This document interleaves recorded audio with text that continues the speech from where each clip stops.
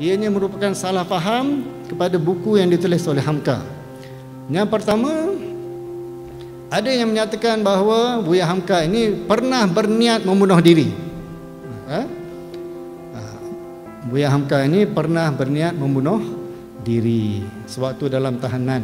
Ya, saya tak setuju yang ini. Sebab bila saya baca balik 2-3 kali dalam tafsir moden yang disebut, Buya Hamka menulis di situ, Buya Hamka kata, saya pernah diajak terfikir oleh setan, ya, oleh setan untuk membunuh diri.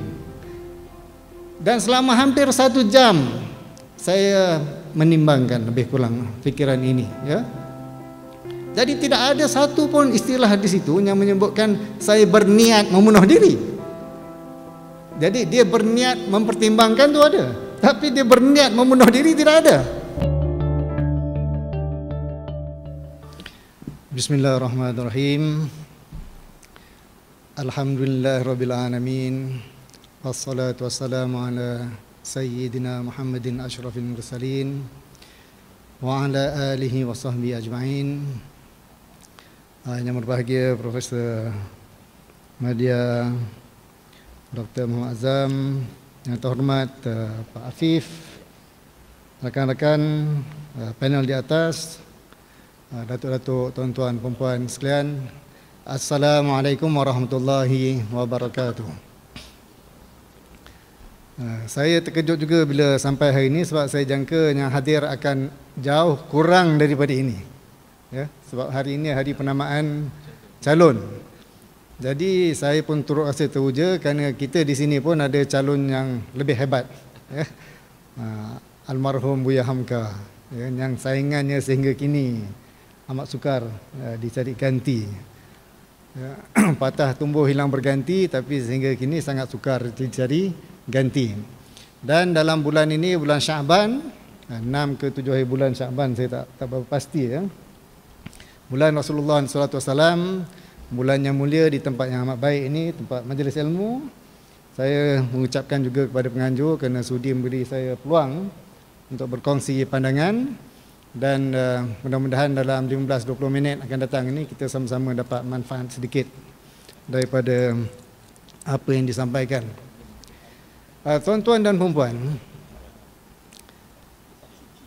kalau kita fikirkan, ya, apakah sumbangan terbesar tamadun Islam pada tamadun manusia? Apakah sumbangan terhebat tamadun Islam pada tamadun manusia?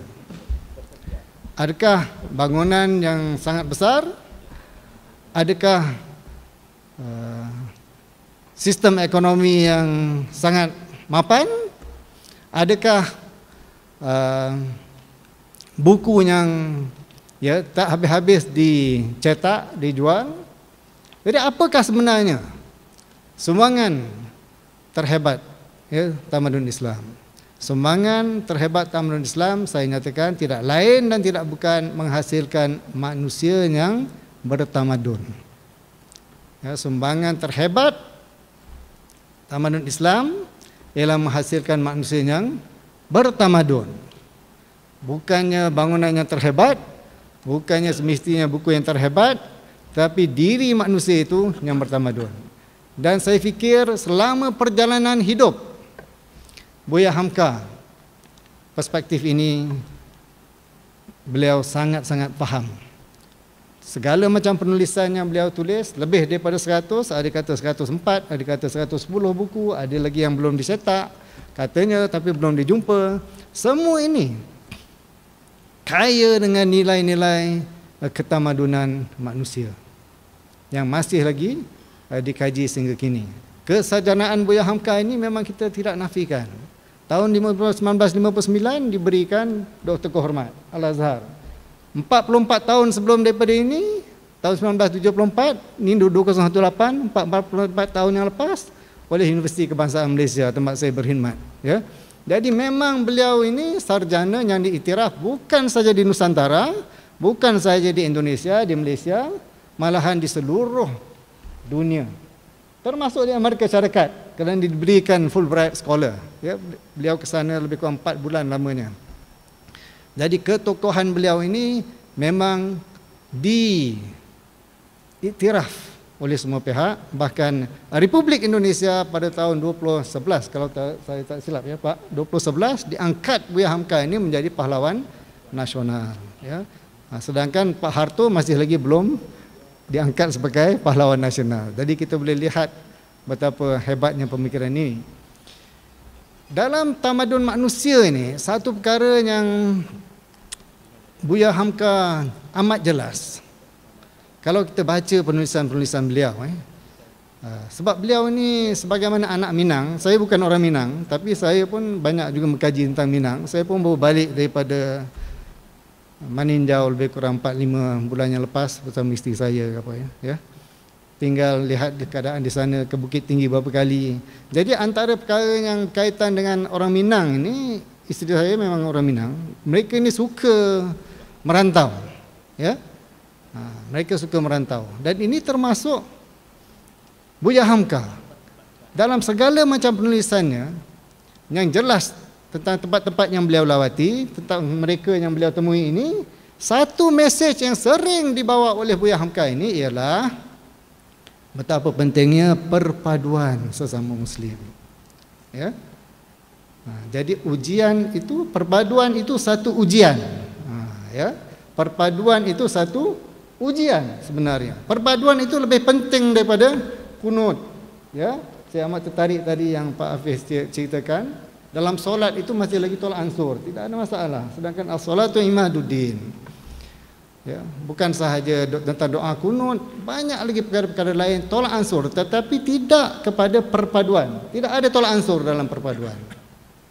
Kalau kita baca buku beliau dari perbendaharaan lama, lagilah macam-macam, ya. Kisah perjalanan pergi ke Madura, pergi ke Makassar, pergi ke Bentan, pergi ke Jakarta, pergi ke Malaysia, pergi ke Malacca, pergi ke Terengganu, pergi ke merata tempat. Ini mesej yang dibawa, iaitu penyatuan di antara orang Minang, di antara orang Bugis, di antara orang Jawa, di antara orang Sunda. Itu semua lebih penting. Kalau kita seorang Jawa, kita kata tokoh kita, pahlawan kita tentulah Gajah Mada, ya. Kalau kita seorang Minang, tentulah tokoh kita Cendua Mata. Kalau kita seorang Melayu, tokoh kita Hang Tuah. Jadi orang Jawa tak akan menerima orang Melayu tak akan menerima orang Minang tak akan menerima orang Sunda. Sebenarnya ini bukannya tokoh kita sangat. Tokoh kita adalah Rasulullah SAW. Ya? Ini tokoh penyatu. Kita sebagai orang Islam, yang paling penting antara perkara-perkara yang selalu kita ingat, ukhuwah antara orang Islam itu mengatasi banyak perkiraan-perkiraan yang lain. Sebab itu Rasulullah SAW, saudara boleh bayangkan, kita boleh bayangkan dalam bulan Syaban ini, selepas melalui segala macam tribulasi, segala macam dendam, khianat, pembunuhan, tak payah sebut pasal Instagram, Mr. Fitnah, this is nothing. Pembunuhan semua sekali ini, apabila Rasulullah SAW masuk ke Makkah, para sahabat tanya, adakah hari ini hari pembantaian? Kalau bahasa Indonesia pembantaian, itu hari balas dendam. Adakah hari ini Yaumul Malhamah? Adakah hari ini hari untuk membalas dendam? Sebab kita dah menang. Rasulullah SAW kata tidak. Walakinna hadza Yaumul Marhamah, hari untuk rahmah. Ya. Jadi apabila kita memberi salam sesama Islam, sebelah lepas kita solat, Assalamualaikum warahmatullahi, selepas daripada Allahu Akbar tadi itu, ini yang kita kena ingat. Bersalam bukan sahaja di masjid, tetapi di luar masjid. Rahmah itu. Ya, dan dalam kehidupan Buya Hamka ini ditunjukkan berbilang kali. Sebagian besar di tuan-tuan pun dah dengar cerita berulang kali antara Buya Hamka dengan Soekarno, ya, antara Buya Hamka dengan Pram, dengan banyak-banyak lagi, Pramoedya Anantatur. Itu yang kita tahu, yang kita tak tahu lagi banyak. Kalau nak cerita pasal nak membalas dendam ni terlalu banyak. Tapi diri beliau itu lebih besar daripada ini semua. Dan ini memberikan kita satu contoh betapa pentingnya atas segala pertimbangan kita harus mengutamakan persaudaraan sama Islam. Ya, persaudaraan sesama Islam. Jadi perkara-perkara pertama yang saya nak sampaikan tadi iaitu tentang tamadun manusia. Menghasilkan manusia yang bertamadun dalam semua karya. Buya Hamka, kalau di Atma Institut Alam dan Tamadun Melayu, hampir semuanya ada dalam bentuk digital. Boleh baca, PDF banyak, ya. Saudara Google dari perbendaharaan lama ada PDF. Baca sekali memang tak faham, baca 2 kali tak faham, baca 3 kali pun susah nak faham sebab banyak tempat-tempat dalam tu yang kalau kita pergi pun tak akan sampai. Calau Si Junjung, macam mana mau sampai Calau Si Junjung, ya, tempat Hamzah Fansuri meninggal. Kalau kita naik ke sana tak akan, turis agent tu tak akan bawa sampai ke sana. Kalau kita pergi ke Makassar, kalau pergi ke tempat-tempat yang dulunya ada nama tapi sekarang ini telah berubah. Zaman sekarang ni kita boleh Google saja, tengok apa tempat yang dinamakan oleh beliau itu, mesej yang sama tentang kelebihan Madura, kelebihan Makassar, kelebihan Bentan, kelebihan semua ini. Setiap satu kelebihan ini perlu disatukan, ya. Perlu digabungkan sehingga menjadikan umat Islam di Indonesia itu umat yang hebat, ya. Ini mesej yang beliau ketengahkan. Jadi perpaduan sebagai satu ujian ini kita dapati merupakan salah satu sebab kenapa persoalan-persoalan individu, persoalan-persoalan fiqh, persoalan-persoalan yang tidak dianggap sebagai persoalan besar dalam agama itu diletakkan di tempat yang sebenarnya, ya, di tempat yang sebenarnya. Jadi dalam konteks ini, apakah warisan beliau yang paling hebat? Tadi saya sebut tentang sumbangan tamadun Islam kepada tamadun manusia. Apakah dia yang paling hebat? Iaitu manusia yang bertamadun. Sumbangan Hamka yang paling hebat tidak lain dan tidak bukan adalah penulisan-penulisannya, khususnya tafsir Al-Azhar, ya.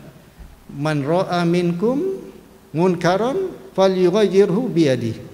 Jadi kalau kita lihat satu kemungkaran itu, iman yang paling kuat berlawan dengan tangan.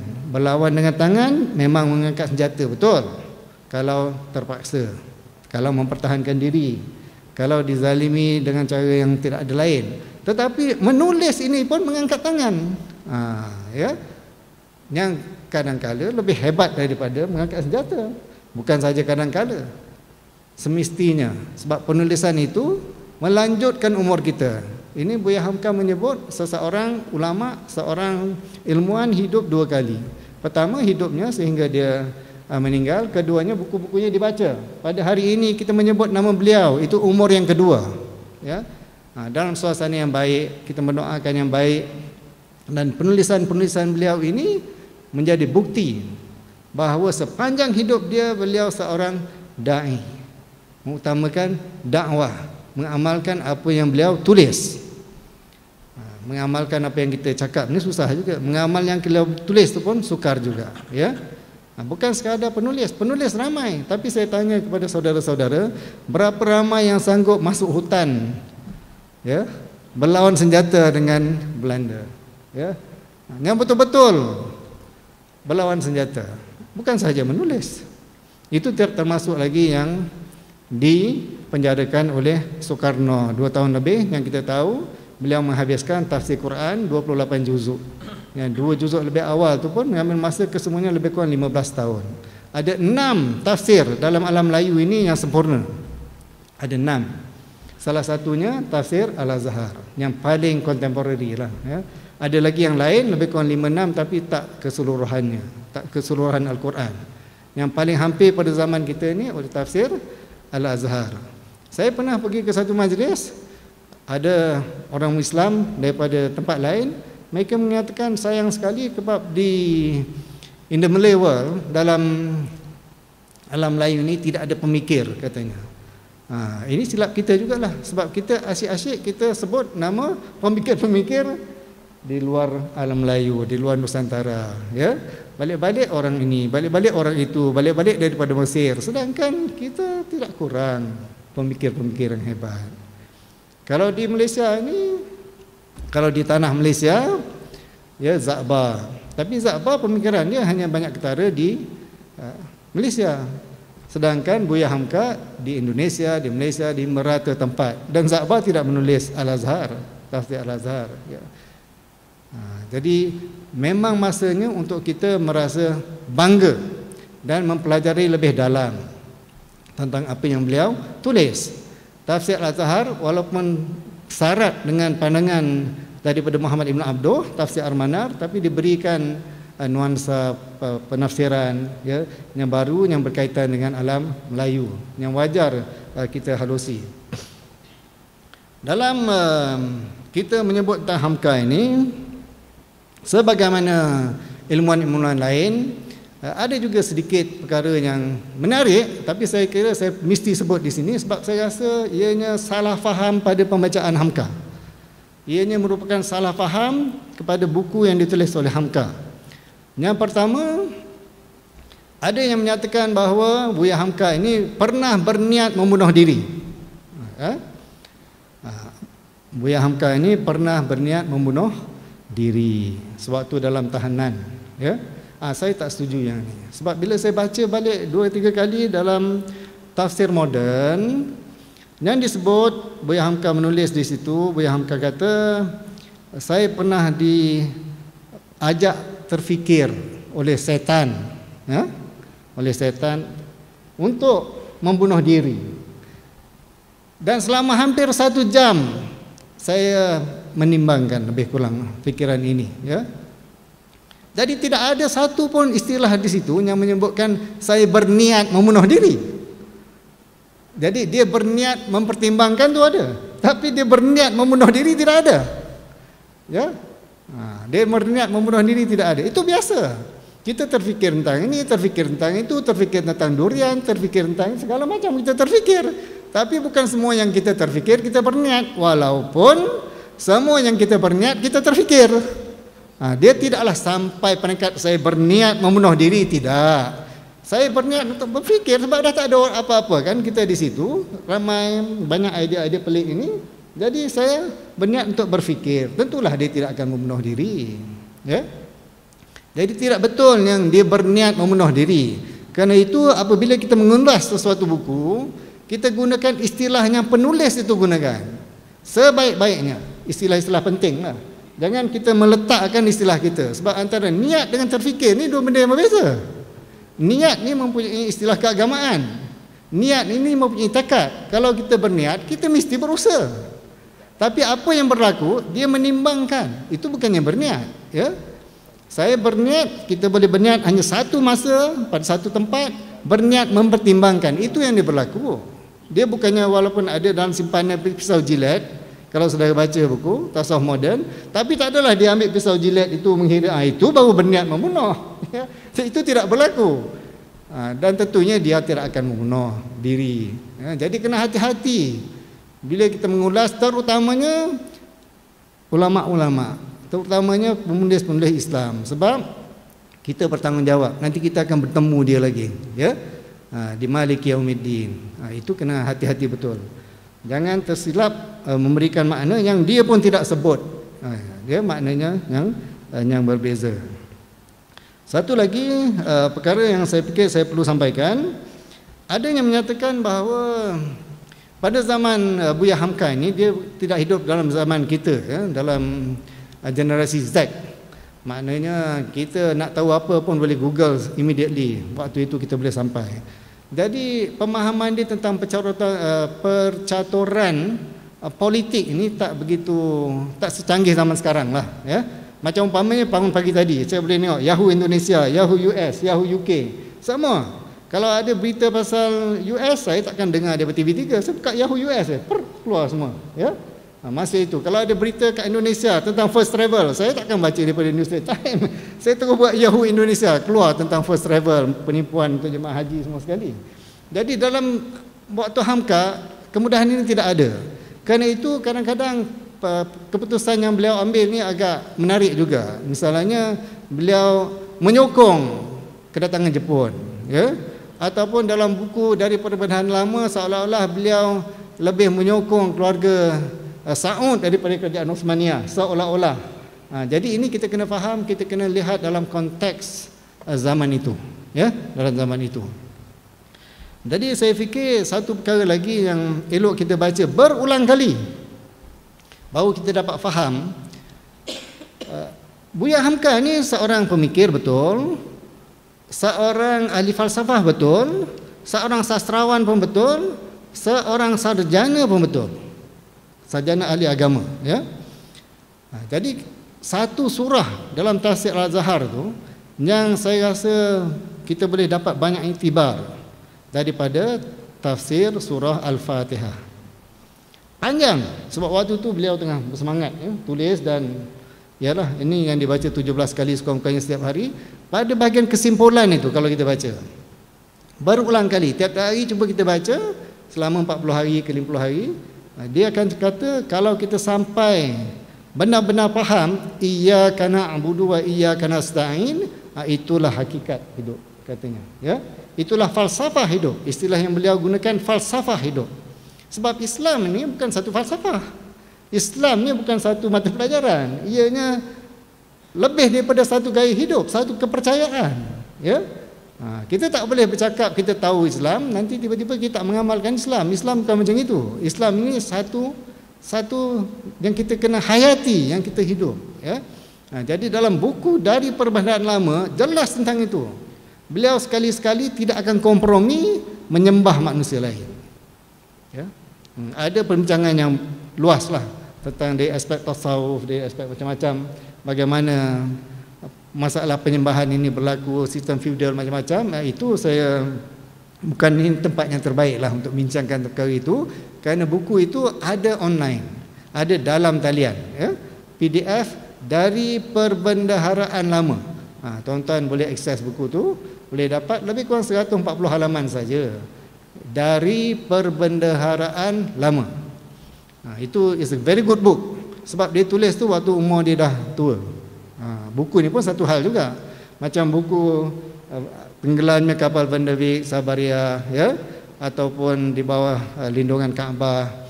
Tenggelamnya Kapal Van der Wijk, kalau nak tengok filem ni pun memang ada, tapi bacalah buku yang original, itu lebih ori daripada tengok Pevita Pierce ke apa ni semua sekali, ya. Dalam itu, jadi kita lebih menghayati apa yang sebenarnya yang cuba dibawa, pergolakan yang berlaku pada Zainuddin dan seterusnya. Jadi dua perkara tadi yang saya rasa saya sejak malam tadi saya fikir saya perlu sebut yang ini, ya, sebab ada artikel yang menulis bahawa beliau ini pernah berniat membunuh diri. Saya tak berapa suka yang itu, sebab saya rasa itu tak betul. Yang akhirnya, sebab masa 15-20 minit, ya, saya juga perlu sebut dalam keadaan sekarang ni orang-orang Cina ni, ya, akan datang ke negara, ke Nusantara, ya. Sebab One Belt One Road policy di Indonesia pun ya, di Brunei pun ya, di Sri Lanka pun ya, di Sarawak pun ya, di tempat kita pun ya. Ini bukan sangat perkara yang baru. Orang-orang Cina pernah sampai ke Pasai, orang Islam Cina, ya, abad ke-11, 12 pernah sampai, ke Demak abad ke-14, 15 pernah sampai. Tapi yang barunya, sebab dalam konteks globalisasi, mereka akan datang dalam satu keadaan yang kita susah untuk kawal. Jadi apa kaitannya dengan ini semua? Kaitannya sebab masa inilah kita perlu pertingkatkan dakwah dengan gaya pemikiran yang sesuai dengan masa ini. Maksudnya buku-buku Buya Hamka ini perlu diterjemah secara maknanya dalam masa yang singkat lah, secara yang serius, terjemahan yang baik oleh misalnya oleh IAIS, Commission profesional, ya, translator, terjemah dan boleh disampaikan dalam bahasa Mandarin kat mereka ini. Sebab kebanyakan mereka ini atheist. Saya pernah bercakap tentang Buya Hamka 4-5 tahun yang lepas kat Wuhan, kat Hubei, kat Beijing. Mereka tak pernah dengar nama Buya Hamka ni, ya. Dia dengar Chomsky, itu dia dengar lah Popper, ya. Tapi Hamka ni dia tak pernah dengar. Sedangkan Hamka ni seorang ahli falsafah yang hebat, ya, terbukti dalam hidup dia. Buku-buku beliau perlu diterjemahkan secara serius oleh Institut Terjemahan Negara ke, oleh orang yang ada latar belakang keislaman lagi baik, ya. Nak terjemah ni bukan yang senang, bukannya terjemah ikut Google, tapi dia kena menghayati, ya. IAIS kalau dapat buat satu komisen dengan segala macam persatuan-persatuan tadi, PKPIM, Jejak Tarbiyah, Persatuan Alumni Akademi, ABIM, semua sekali ini dapat bersama-sama buat secara selari Pilih buku-buku misalnya yang terkenal tasawuf moden tadi, ya, falsafah hidup, buku-buku yang deep meaning ni, yang philosophical, ya. Dan buat dalam bahasa Mandarin, dicatat, diberikan sebagai dakwah oleh JAKIM ke oleh mana-mana lah, ya, kepada bukan sahaja pada orang daripada Cina yang saya sebut tadi, kepada saudara-saudara baru kita yang masuk Islam. Pandangan mereka itu akan lebih harmoni, lebih real, lebih nyata dengan wakil apa yang kita ada pada waktu ini. Saya fikir itu antara perkara yang saya perlu sampaikan buat sementara ini dulu, Prof. Dan insya-Allah kalau ada apa-apa lagi kita boleh teruskan perbincangan. Wabillahi taufiq wal hidayah. Assalamualaikum warahmatullahi wabarakatuh.